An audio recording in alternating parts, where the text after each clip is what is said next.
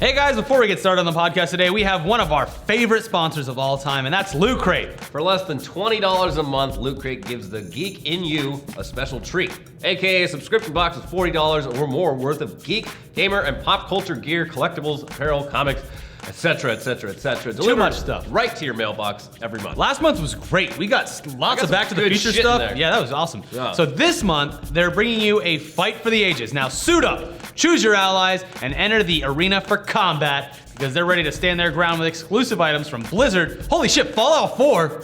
Wow, okay, Capcom, I could assume that's Street Fighter, I guess.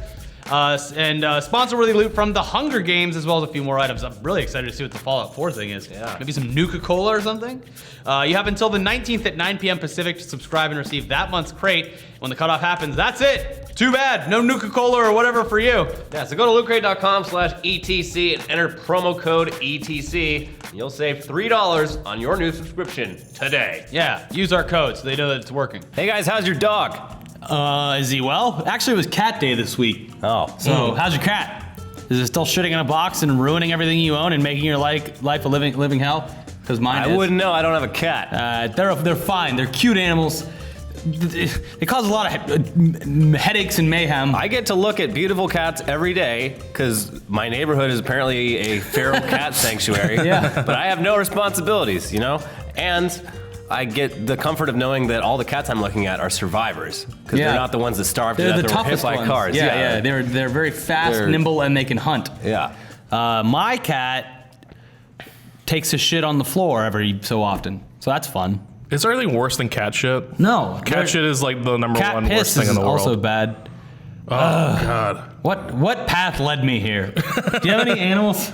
Any what? Animals. Yeah, I have a dog. You've my yeah, dog. dogs are Barely great. a dog. Yeah. Oh, yeah. What my dog kind of Mia. dog do you have? I have a little terrier chihuahua mix. 5 pounds. Her name is Mia. She's the Little greatest thing in the world. string brain, little walnut bouncing around in that She's skull. the best. She doesn't bark. She's just super better than chill. a She cat. cuddles in bed. Cats don't even have souls. Let's talk about No. it. What do you think about cat souls? No, there's nothing there. It's There's just, nothing it's there. just pure nature. Like, Yeah. if they had the chance, they would eat your face. Yeah, and They wouldn't feel bad And you know about what they have the chance to do? Ruin your furniture. And that's what they do. They're like, I can't eat his face, but what can I do to ruin this man's They life? look adorable. That's not what I'm saying. They They're resent- beautiful animals, but they're Cats just resent terrible. human beings for breeding them to the size that they are now. Yeah. So they're like, what the hell? I'm supposed to be the size of a car. Yeah, I'm supposed to be huge. I'm supposed And they know that, I'm too. supposed to It's kill instinctual. like gazelles. Yeah. Not mice. Yeah. This is bullshit. Yeah.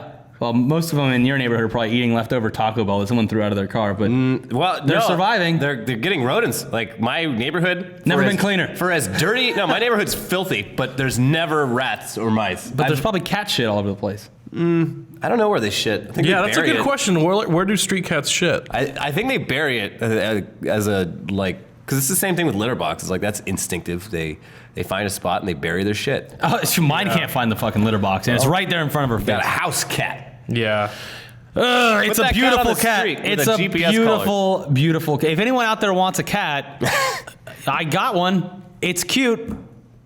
So what are we talking about today? YouTube Red. Yeah, hot topic, hot button issue. Yeah, so a lot of people have opinions about YouTube Red. I didn't have one until we heard the whole thing about how they weren't going to pay YouTubers for an entire month, but then that got changed. I think did that that was get that changed? was there was no Someone Taylor Swift the that shit was out of that. completely fabricated. I think that was By full screen? An No. actual huge MCN that released that info? that was them just speculating because there was no one there. YouTube didn't like come out and say we're not No, paying. Google. They in their tweet they said Google confirmed that that was the case. Okay, so But- let's just reiterate what that rumor was. And so we'll start off with what YouTube Red is. Okay, so YouTube Red is Is YouTube's- RedTube.com. Yes, RedTube.com. YouTube for porn. No, it's YouTube Red. It's like the paid YouTube service where you pay $9.99 a month and you get no ads on YouTube. You can download videos to your device for offline viewing. You get YouTube Music, so you can listen to music on YouTube or listen to any video with the app in the background. Because right now on YouTube, if you switch apps, it stops, and that's really annoying. Yes. And also you get included in that $9.99, you get Google Music, which is basically Google's competitor to Spotify. And a bunch of new exclusive shows that don't premiere until next year. And if you get it on the iPhone, it's $2 more. Well, It's $12.99. That's Apple's fault. Why is that? No, that's just because if you buy it through the Apple App Store, it costs more. Well, if you want to run it on your phone, that's what you have to do. It's true. If it's on the browser, it's $9.99. If it's on Android, it's $9.99. Well, can't you sign up online with your Google account and then download the app and then? Well, no, because you have an iPhone. What do you mean? You can just sign into your Google ID through. You have to download the app from the App Store. But you don't pay for the app when you download the No, but from in App the Store. unlock part of the app on the iPhone's app, it says $12.99. I just saw it on The Verge, like right before I came in here. Yeah, It's because Apple takes a way bigger cut than Google does. Regardless. So anyway, the rumor was that this trial month, which I believe starts Yesterday. Yeah. So when this video airs, it'll be last Wednesday or Thursday. So people that do the free trial month of YouTube Red are now going to be watching videos without ads, but not contributing any money towards subsidizing the content they're watching, so that the result of that would be that you wouldn't be making any money off of people watching your content on YouTube Red. If someone was a YouTube Red user, you would get no money from them watching your video. Yeah. Which...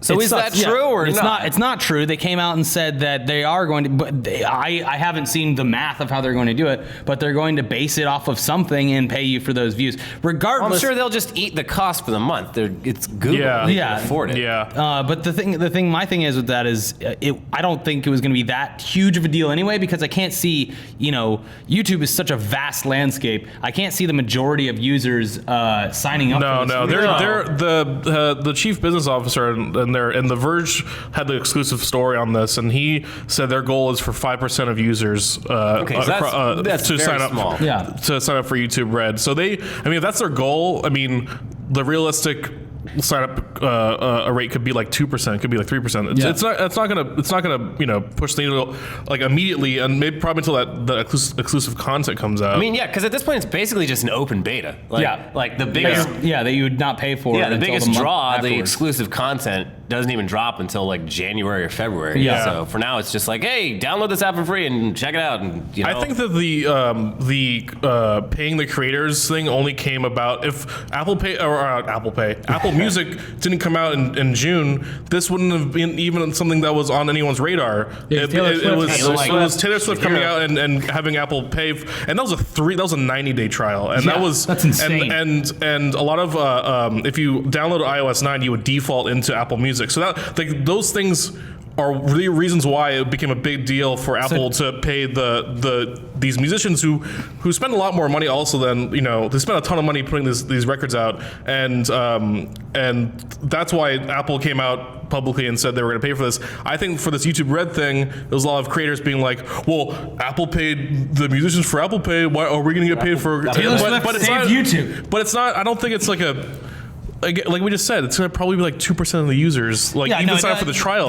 It's not going to. The only people talking about it are YouTubers. Exactly. Yeah. People that report on it. Only watch videos, don't give a shit either way, and that's good. That's great. Yeah. So don't do it, or do. I don't know. It doesn't. When it comes down to it, I guess it's going to be paid out via watch time, which is another weird kind of like. Well, yeah. They changed the entire analytics suite on YouTube to emphasize watch time, which is great for us, sort of, because we do a lot of stuff that has a lot of long watch time. I wonder if that. So I guess they've changed their algorithm a little bit. So it's always kind of been like this, where ads would only pop up after a certain amount of time watched per channel. Mm-hmm. So like, if you have 5 1-minute videos, you'd get an ad after watching the 5th time. But if you have 1 5-minute video, you'd get the ad right after, or something like that. Yeah. So it seems like they're accounting more for that, which is cool.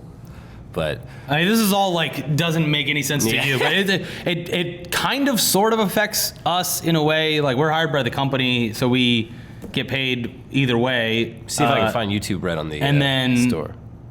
But a lot of people it affects heavily because they get paid straight out of their Google accounts. Like, obviously, it looks really bad if we're not making any money, which YouTube really doesn't make a lot of money in general. So is YouTube Red a separate app? No, it's YouTube, but you have to sign up in it.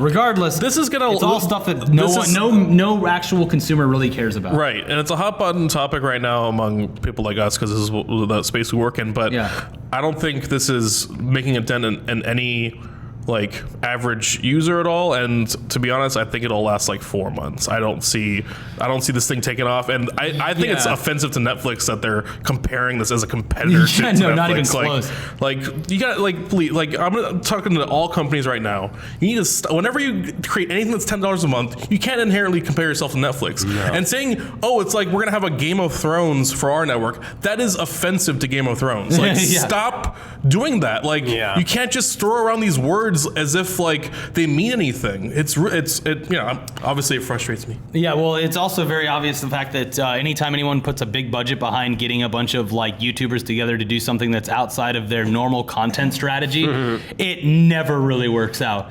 Like there's so many examples on YouTube of like, hey, we got like A, B, and C YouTuber together to do this weird thing, and it's like, no one watches that because they just want to watch people play Minecraft, or they want to watch people host a news show, or the audiences for those hardcore YouTubers are just very like kind of, I want to say, stubborn, and like the kind of people that like are hardcore fans of certain like gamers and watch all their shit are also the kind of people that are just like, okay, I found the one thing I want to watch, and I'm not gonna budge. But I think like a positive way to spin that as well is they're very savvy. They're a very savvy audience. So if they're the kind of users that if you're a creator and you're not really up front about maybe doing like an advertisement in your video, they'll suss you out, and they'll call you out on that bullshit, which I think is good ultimately in the long run, to have these users that are more engaged, they're more savvy. It makes us as the creators just have to work harder to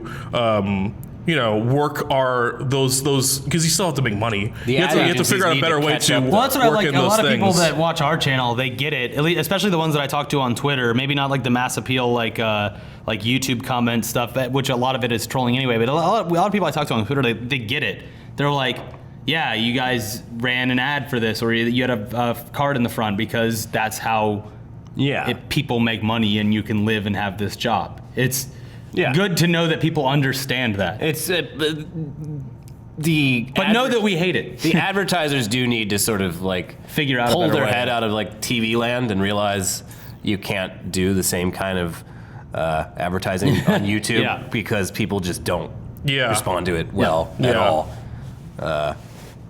But that'll happen soon. So I think that, if YouTube Red took off, my only worry is because they're basing a lot of the monetary value on watch time, which is in theory good for us, because we've always tried to do a good job of making our episodes more like TV length, in the fact that like at least 10 minutes, because we all appreciate sitting back and watching a video. Like, it sucks when you're watching something on like your Xbox or on a tablet and the video's over in a minute and a half and you have to find something else to watch. Gotta go find another video and scroll the stupid keyboard wheel to find it.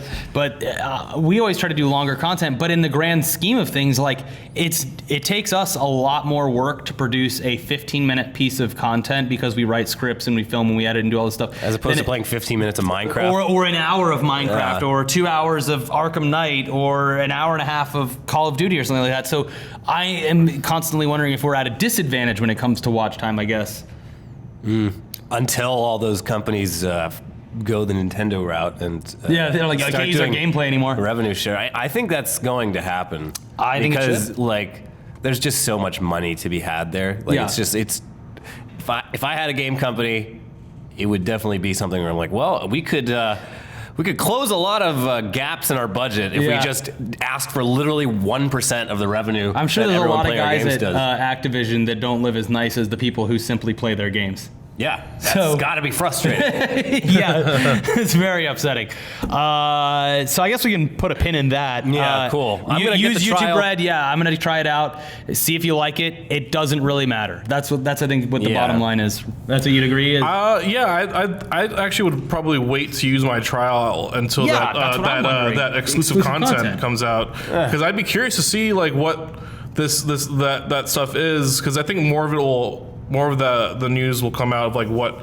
It's not just gonna be PewDiePie and his horror show. There are gonna be more tension, more things. And you know what? Like, I'll also say, like, if they do produce, they partner with creators that do produce like really high quality stuff, I will be intrigued. But I think for now, the reason why I was really turned off by the initial like just saying exclusive content and comparing to Netflix is like you it's not giving Netflix enough credit for what they've built, which is something that like I don't think like I'm always so impressed by Netflix. Netflix has completely changed the way I watch television. I'm now when I watch something on like terrestrial TV on DirecTV, I'm like frustrated because I have to like skip an ad and it doesn't look as good. Like I have a 4K TV, so like all the stuff is in 4K when I watch it. Well, yeah, it looks amazing. Like it looks like I popped in a Blu-ray. It looks incredible. I own a 32-inch Synergy or whatever it's called. So if that's like, I mean, when a Netflix show, that's why I get excited when there's a new Netflix show, because not only do they have this pedigree where they're putting out great shows, I know that the quality is going to be amazing of the actual, like the stream and everything. It's going to look really great. And it's going to be easy for me to just like put it on and watch like the whole series over 3 days. And that's a great experience for me. Who's the CEO? Reed Hastings? Yeah.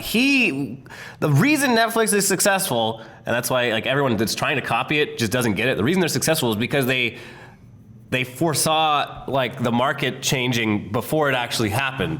Before, like back when it was just still like DVDs and envelopes, which at the time even that was fucking genius. Cool. Yeah, that was genius. But like Reed Hastings back then had the idea for Netflix instant watching before that was even possible on the internet. But he's like logically thinking about this. Of course, internet speeds are going to get faster. Your ability to play video is going to get easier. So like we need to have that ready when that possibility happens. He also had the idea beyond that. He's like, we want to be what HBO is before the internet generation. And they fucking did it. Netflix has made literally one mistake in their entire like 12-year history. Yeah, Quickster. Even that, they were smart and they immediately were just forget it. Like we fucked up. Like any other company would have let that ride for like 2 or 3 months and just been like, no, it'll be fine. Yeah, you just need to try it out. Used to it. Yeah. They also, I mean, to get the content that they got initially, it was maybe part luck, but like that's a huge get to like get a David Fincher and a Kevin Spacey on board.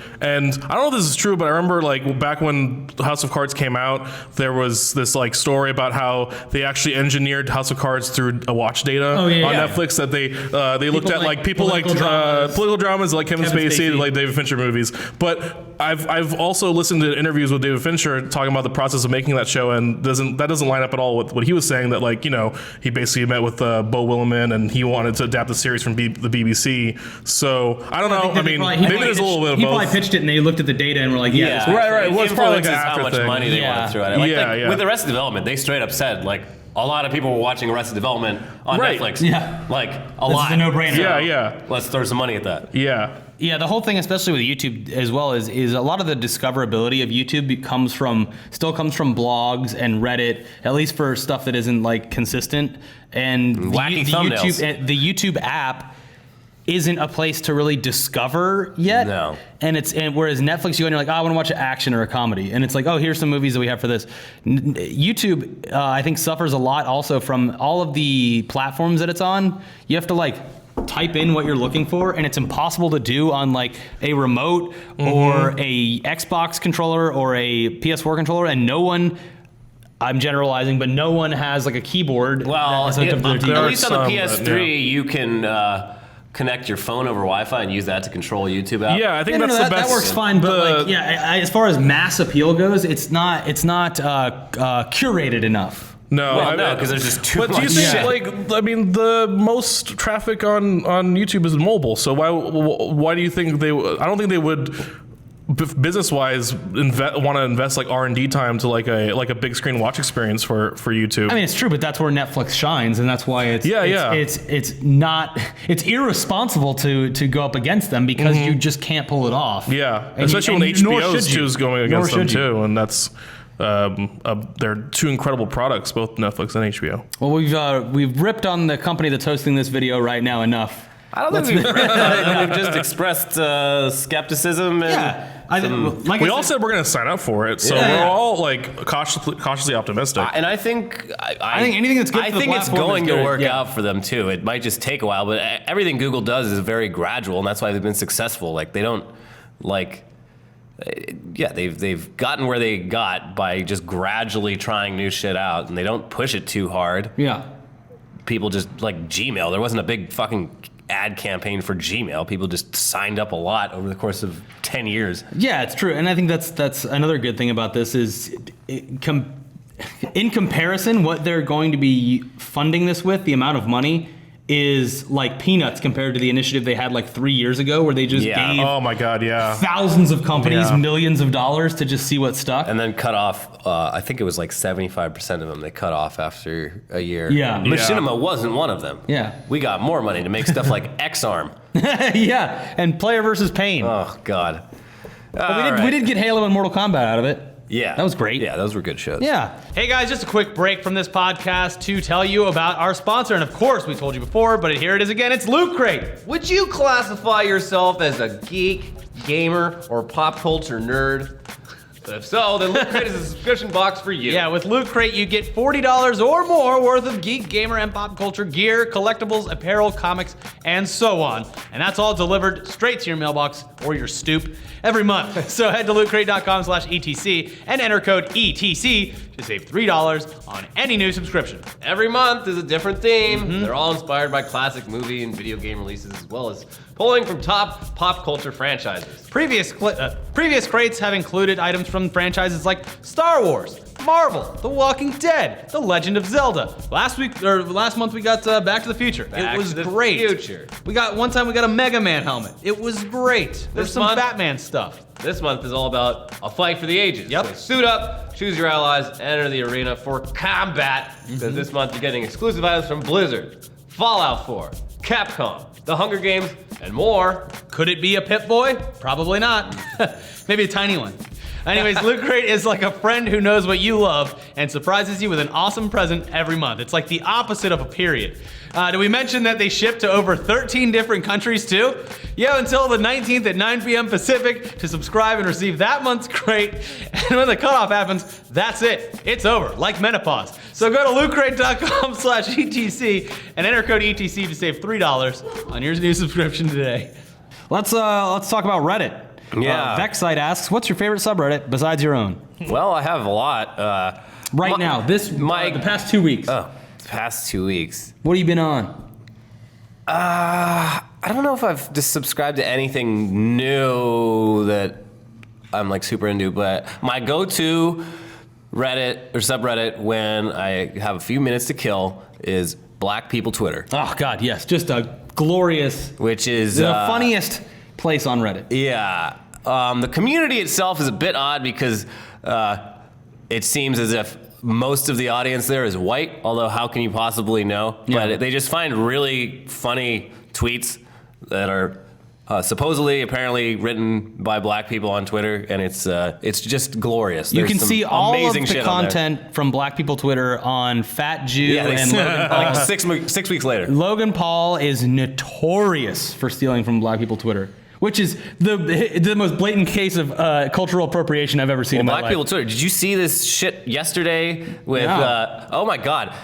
And thanks to Black. I was away from There the was desk. this long string of tweets. It was basically like a short story. The girl with the stripper? Yeah. Oh, that was amazing. And she deleted all of them. Black People Twitter. It was right there, like Oh, it's in all an over Imgur today. album. I Like, saw it today. Yeah, it's yeah, great. but that was like I started reading it. I was like, God damn it, how long is this? And I was like, oh, I can't stop. This is Yeah. amazing. It's like this girl thinks she's going to Florida with some girl she just met to like strip at some club in Miami, but they end up like with a pimp, Yeah, and she's turning like tricks. pimping her friend out and shit. And there's like people getting shot. It's nuts. Yeah, no, I'd have to agree with Black People Twitter. I think it's the funniest subreddit on that site. I think the jokes are all hilarious. I think it's great. Like, there's so many things like with stories about how they reacted to stuff when they were kids that I just like totally relate to. Yeah. That is just, it's just great. But I think my favorite that I always go back to every single night to check and see what the newest thing is forwards from grandma.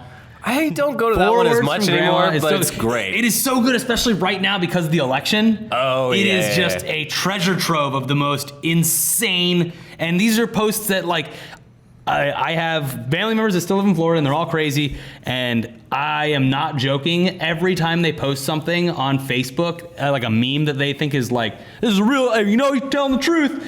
And I'll go on forwards from grandma.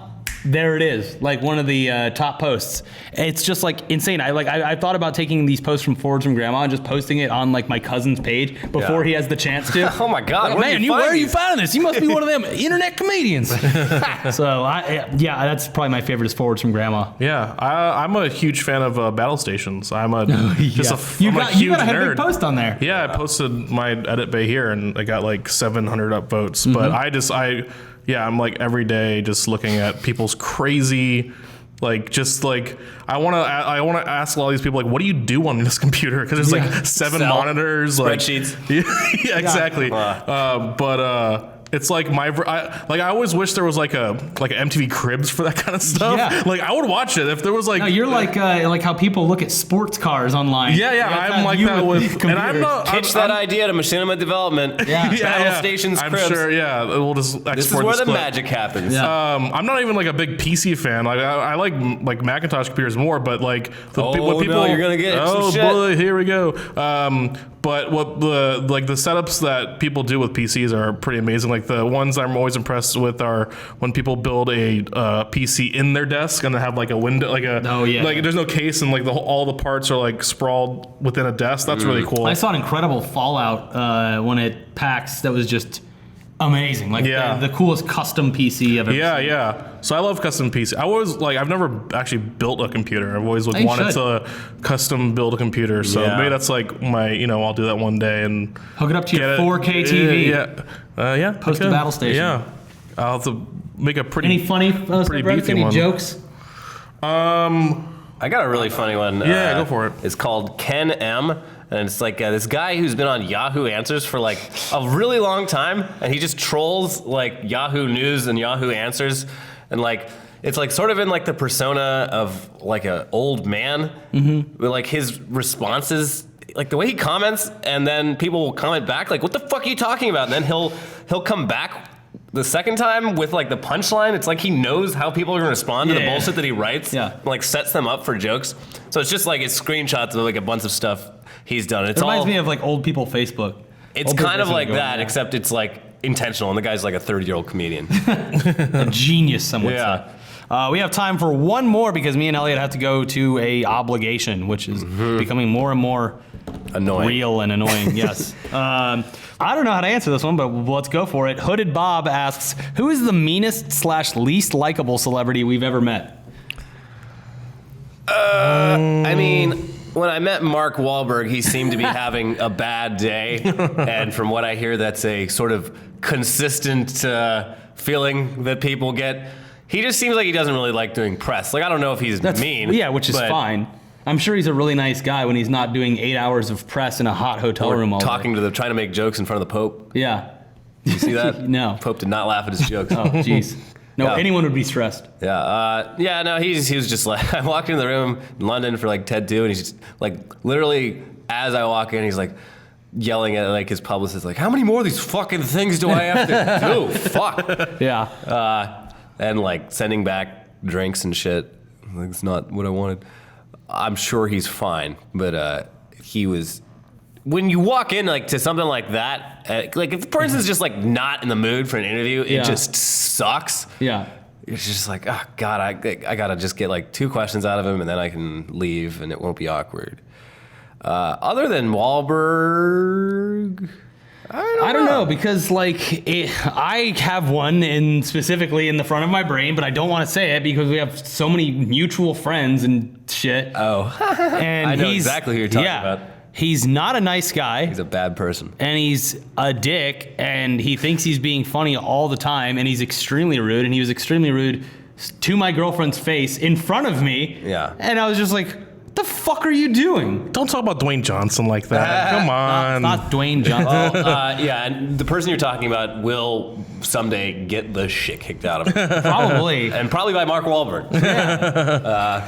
Can't wait for that. One day I am just gonna lose it. Maybe one more time. When he does something one more time, there's been 2 glaring things that he has done. Oh, yeah. And if maybe strike 3. Maybe strike 3, I come on the podcast, do a whole podcast by this guy. Wow. Mine won't be controversial at all. These are 2 shitheads already that people know about, but the Jenners, Caitlyn and Kylie Jenner. When did you meet them? I did a lot of work with Teen Vogue back a few years ago, and worked on a shoot with them.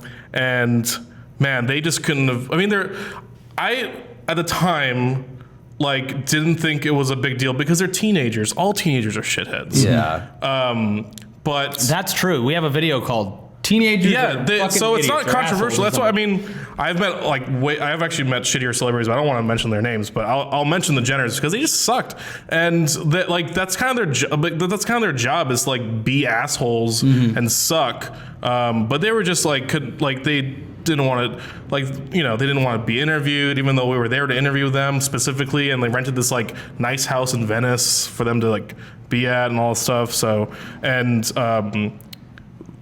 I didn't work on they did like more stuff with like cover shoots for them and stuff like that, and I guess like they were just the worst people to work with, which I had hands-on experience that one time, and they're just shitty people. But that's not controversial because that's like they're like America's Family that people can kind of look at and be like, they're shitty, ha ha ha. Yeah, let's all joke. They at them. suck, Yeah. Oh my God, she crashed a car. Good.